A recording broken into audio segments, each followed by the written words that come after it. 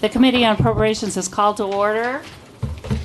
We are going to be doing, we've got a couple of things going on this afternoon.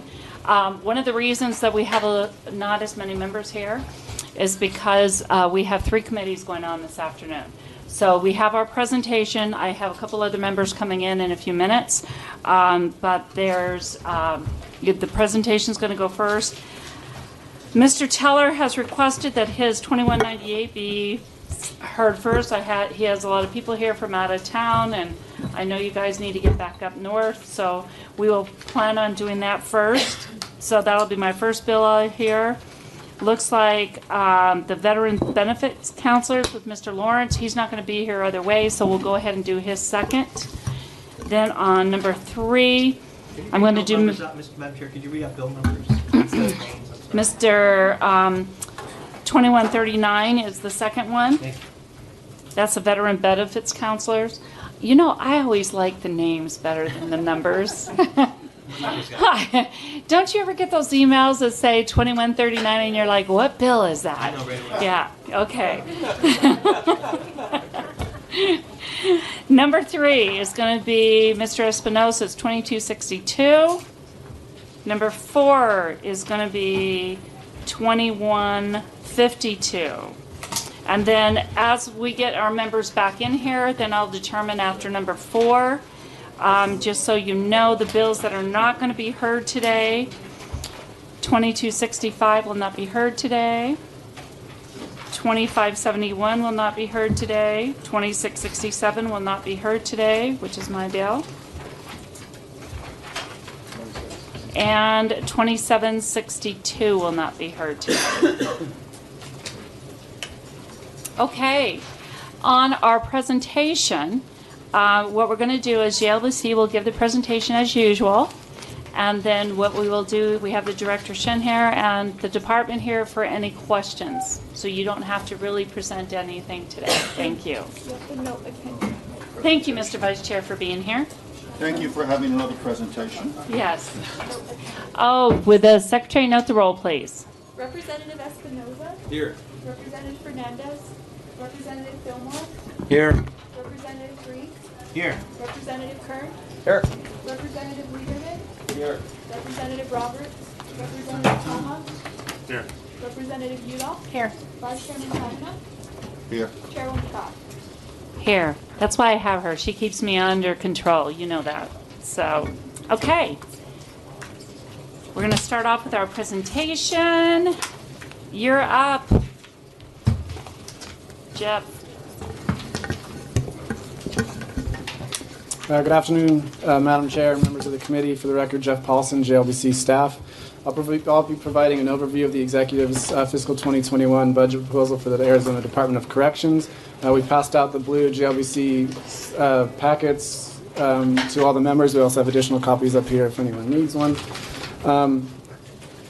So the executive budget, we've sort of separated out the policy proposals into 4 separate categories: salary and inflation increases, inmate services, the executive's proposal to close the Florence Prison, and then capital issues. And I'll go into more detail in each of those sections, and we'll go in that order. So we'll start with salary and inflation increases. Madam Chair, the executive is proposing a 5% salary increase for the security series. This is on top of the 10% they received in the fiscal 2020 budget. On top of that, the proposal would include a 15% increase for the investigators series. These employees were not included in the 2020 salary increases that were in the budget. And so instead of doing, as we did 10 and then 5 this year for the security series, it's doing all 15 in 1 year. That comes at a cost of $24.1 million. Of that total, the investigator series part is about $1 million. This would provide increases for about 8,500 of ADC's 9,600 employees. Next item, number 2, the executive would also backfill some monies that was used in the 20 salary increases. So the budget included salary increases last year for ADC employees. It used existing vacancy savings to the tune of $13 million on a one-time basis. The executive is proposing to backfill those monies with general funds. So that's a $13 million general fund cost. You bet.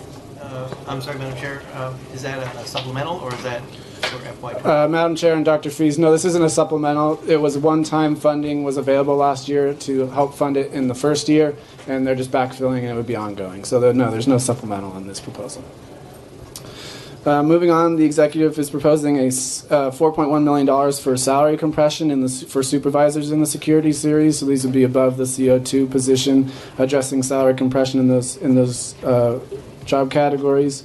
Item 4, the executive is proposing to eliminate 286 CO2 positions, which has the largest number of positions in the department, and converting those into a new position called the correctional corporal position.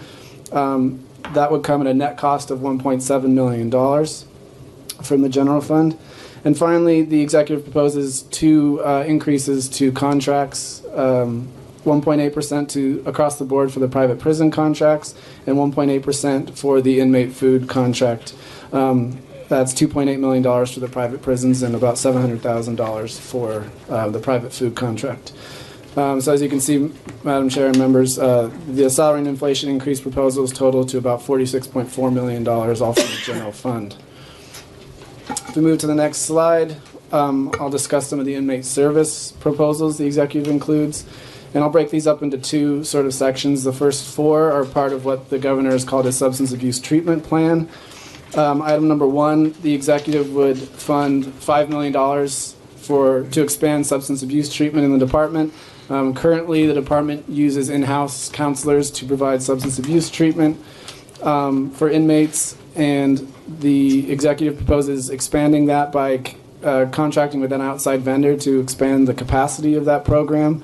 This would add about the capacity to serve about another 2,000 inmates per year in that program at a cost of $5 million.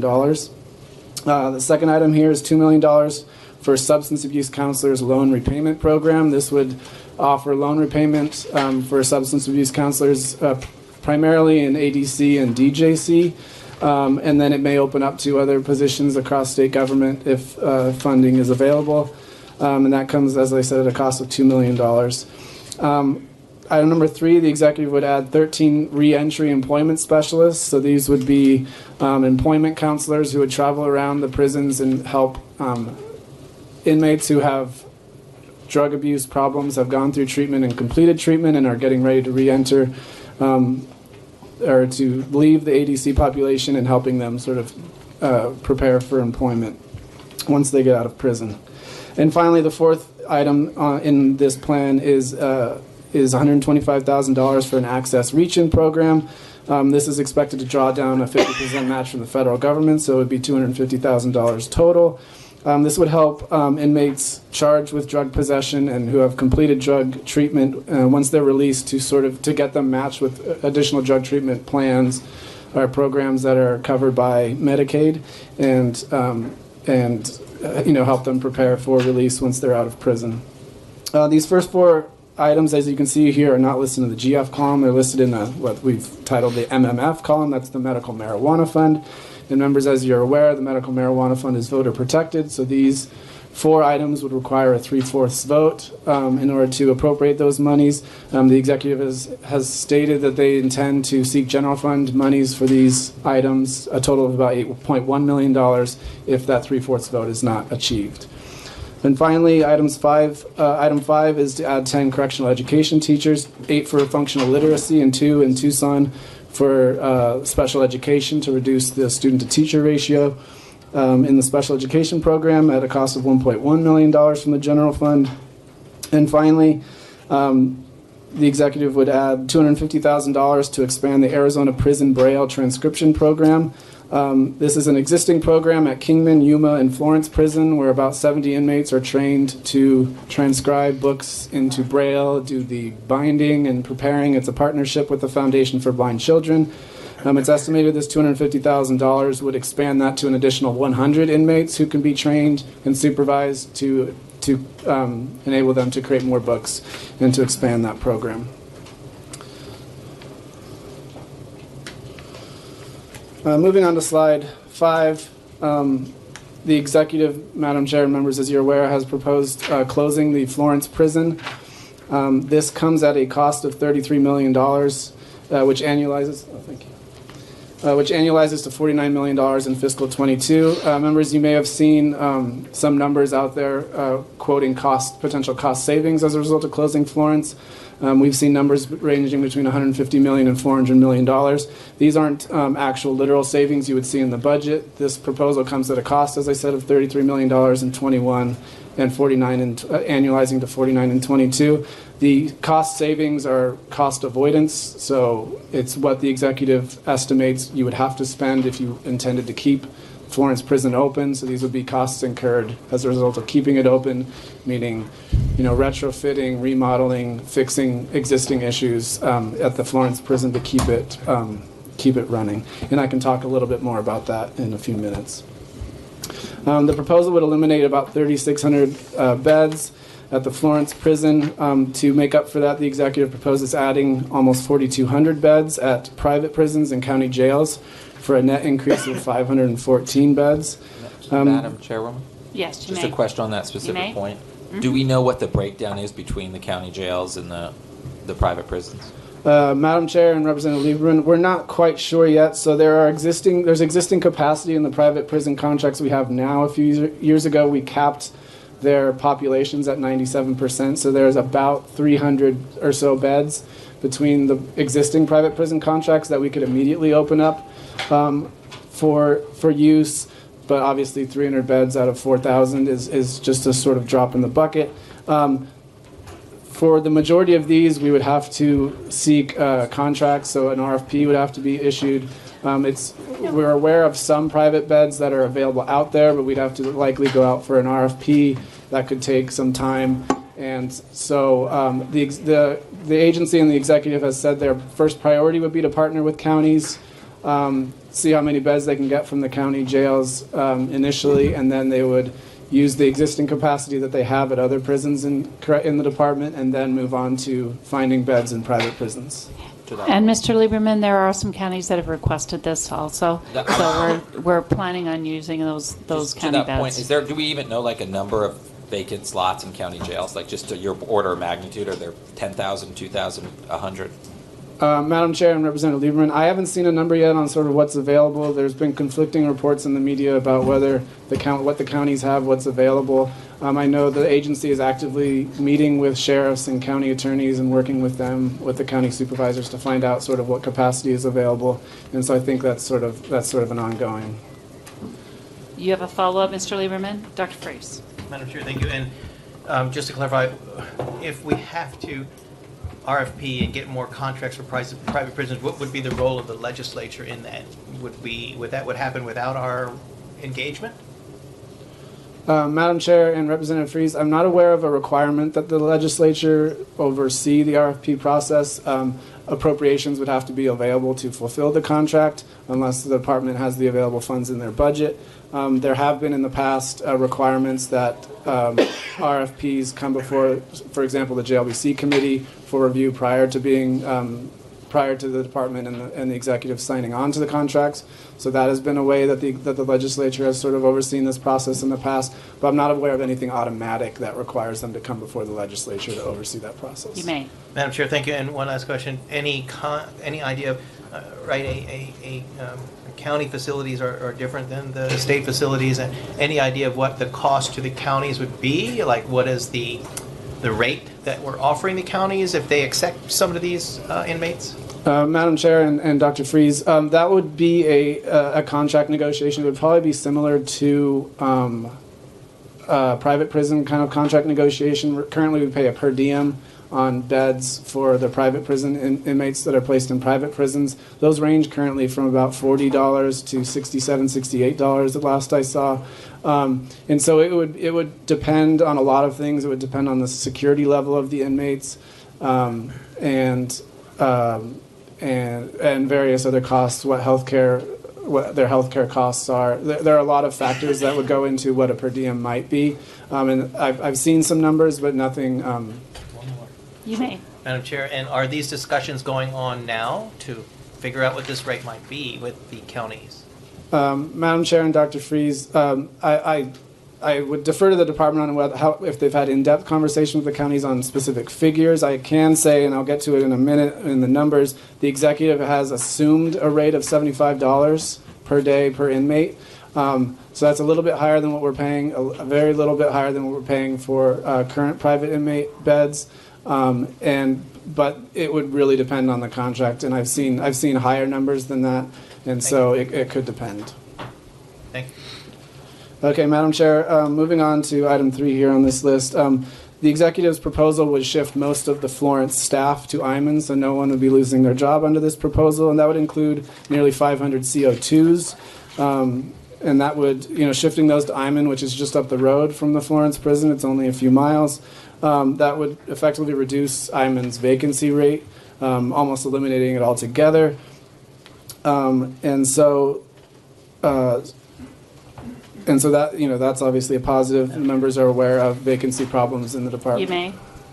Thank you, Madam Chair. On that issue, so there's vacancies at Iman. We're going to transfer the DOC officers from Florence to Iman.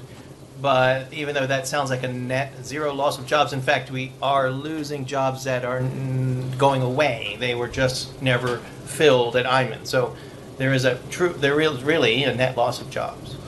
Madam Chair and Dr. Freeze, yes, it's the difference between we've talked about total FTE versus filled FTE. So there are unfilled positions at Florence right now. There are unfilled positions at Iman.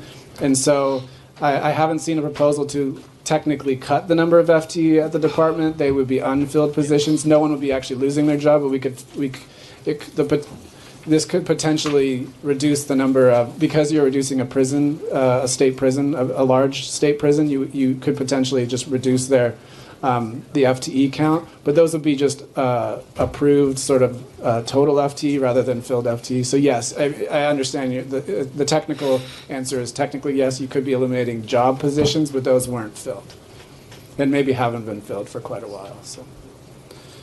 Madam Chair, as I said, this funding would fund these private and county placements, and I can get into some of those numbers that Dr. Freeze was interested in on this next slide. So the cost the executive is assuming for private and county beds in fiscal 21 is about $62 million, and that would annualize to about $110 million in fiscal 22. As I said, that assumes a $75 per diem, and that per diem would obviously depend on contract negotiations. The executive has assumed some net savings from closing the Florence prison. As I said, they're shifting all FTEs to other prisons, and so these are non-personnel costs. They've assumed about $28.7 million in savings in 21, annualizing to a little bit more than $60 million in fiscal 22. So this is a multi-year, multi-phase plan to... Sorry. Didn't mean to Jeff. interrupt. Fine. Thank you, Madam Chair and Jeff.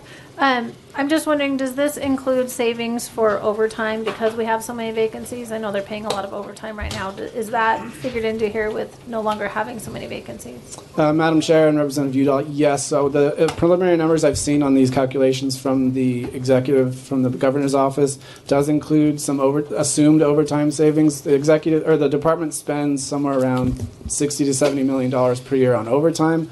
They have assumed some of these savings is overtime.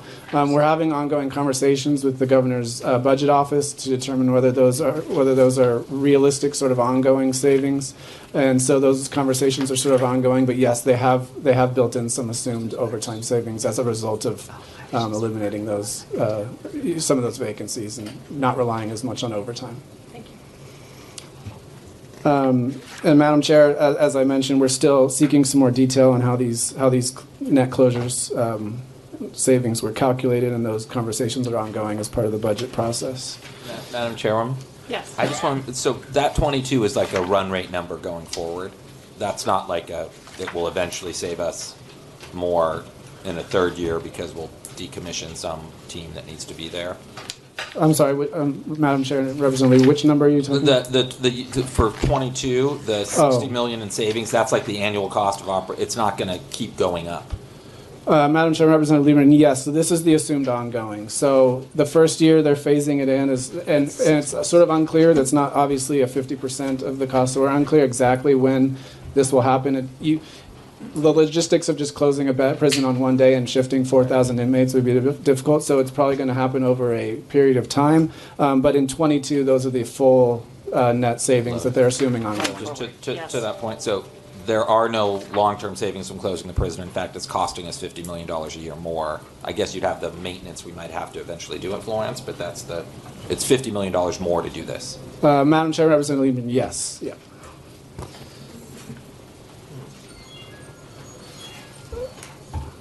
And Madam Chair, as some of the members have pointed out, so there are significant sort of issues to be resolved here as part of this proposal. One of the major ones is custody level issues. The Florence Prison is a large prison that has custody levels across all levels, custody beds across all levels, including about 1,000. Yeah, we I need- had a delay to the point. In terms of the closing of the prison, the cost of money, I think we need to keep track of the fact that the prison is old and decrepit, and the reason why they're closing it is because it would actually cost more money than it's worth to rehabilitate and keep the prisoners there. So we really have no choice unless you want to spend unnecessary excess money trying to rehabilitate something which is pretty bad.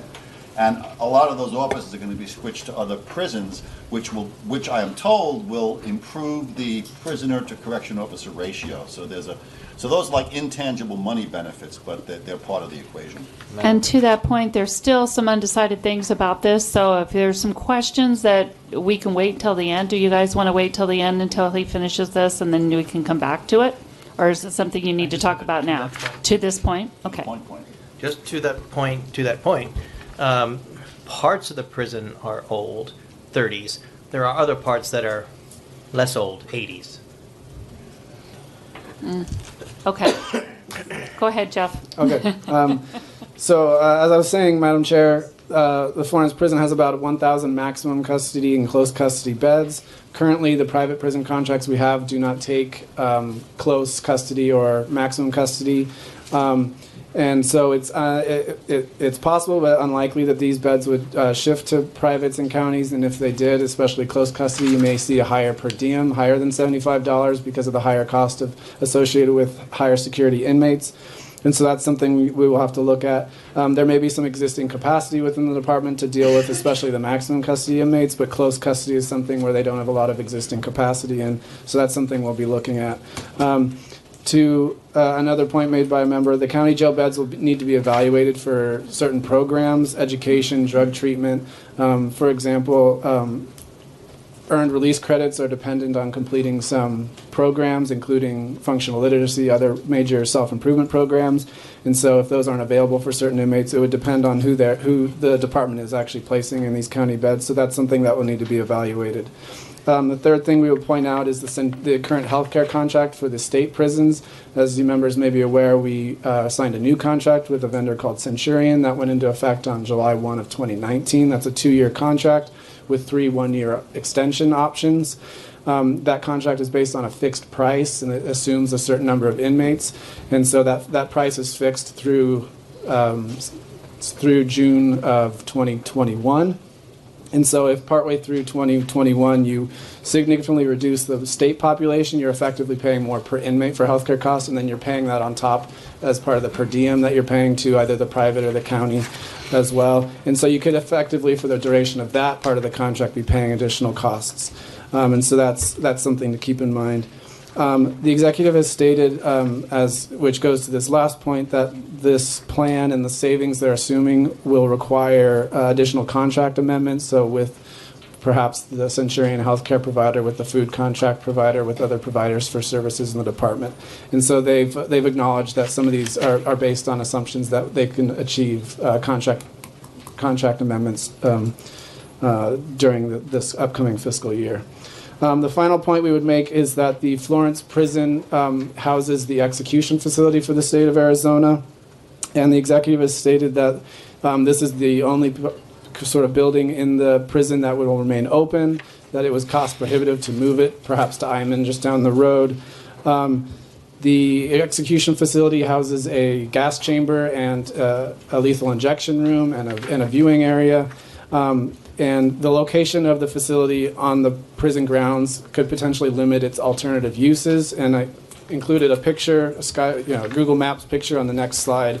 It's in your packets, but it's hard to see without the color. So on the screens, we've got a colored copy of it. So this is a bird's eye view of essentially the entire grounds of the Florence Prison.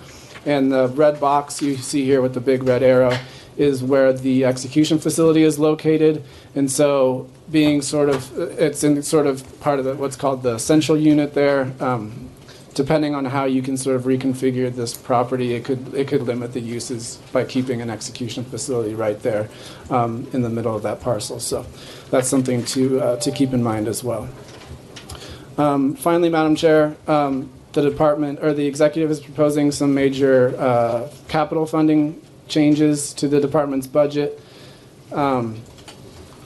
First, the executive is proposing $29.4 million from the general fund one time and $19 million from 6 other funds to complete the Lewis and Yuma Locks fire and HVAC project. Members, as you're likely aware, around this time last year, media reports came out showing inmates at the Lewis prison able to freely leave their cells and in some cases attack ADC staff. Since then, ADC has identified about $24 million in their own budget and non-appropriated funds to begin addressing this problem, which they identified not only at Lewis but at the Yuma prison as well, where they used the same locks that were being manipulated. The executive, as I've noted here, is requesting about $48.4 million to complete the project for a total cost of $72.3 million. This represents a $21 million increase from past estimates, which we received as recently as December. This $21 million is as a result of the department in partnership with the Arizona Department of Education, Administration, deciding to install air conditioning rather than evaporative cooling, which comes at a higher cost. While they're renovating those facilities, they're also installing and improving the air conditioning in those units. Secondly, the executive would fully fund the building renewal formula for the Department of Corrections at a cost of $21.2 million from the general fund and another $200,000 on top of what's already in the baseline, which already includes $5.5 million. So, members, as you may remember from the summer, the department identified about $380 million in additional capital need, and this goes to Representative Kavanaugh's point. They identified about $380 million of additional capital, infrastructure need at the department, and that's beyond the Yuma and Lewis Lock issue. Of that, about $72 million was at the Florence Prison. So if you do close the Florence Prison, you're still left with $300 million in capital need at the department that's existing, and that was just through this last summer. So a question we're often asked is, will this sort of building renewal money, which is labeled as one time in the executive budget, sort of address that backlog of projects, which we always say sort of depends. Building renewal is intended to address sort of things that come up during the year.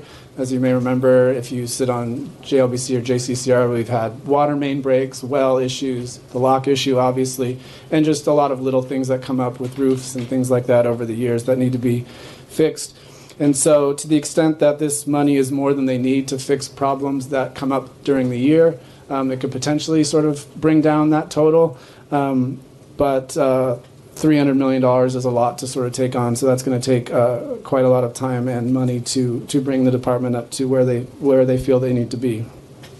Thank you, Jeff. So that completes my presentation, Madam Chair. Mr. and I'm available Lieberman for first, questions. and then Ms. Dr. Priest. So, Madam Chairwoman, can we just go back to the Florence thing real quick? You bet. Now, I'm still a little confused on the numbers. The $70 million capital cost is 18 months of what we'll be spending additional money in perpetuity to host those prisoners elsewhere. Is that right? Madam Chair and Representative Lieberman, yes. So the net, so the annualized cost of, assuming these numbers are correct, the annualized cost about $50 million, $70 million. Although those $70 million will be one-time costs, but yes. But just to, Madam Chair, You may. just to that point, to Representative Kavanaugh's question before, we could do all of that.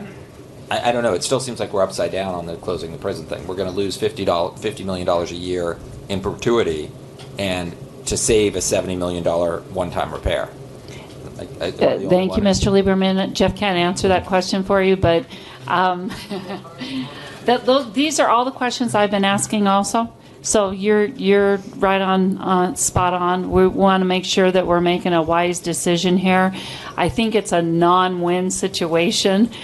We haven't kept up with the prison infrastructure for a long time. I think that we're trying to make up for past times that we have not been giving building renewals, and so we are working to kind of go forward now and try to say, is this prison worth saving at this point? And it's so old. There's so many things wrong with it. We're talking about $78 million now, but it could be $78 million again next year. We don't know what we're going to be faced with because of all the issues that Jeff was bringing up here. So, Dr. Freese. Thank you, Madam Chair. And Jeff, this is sort of the direction I was going to go. When was the last time we fully funded the building renewal formula for corrections?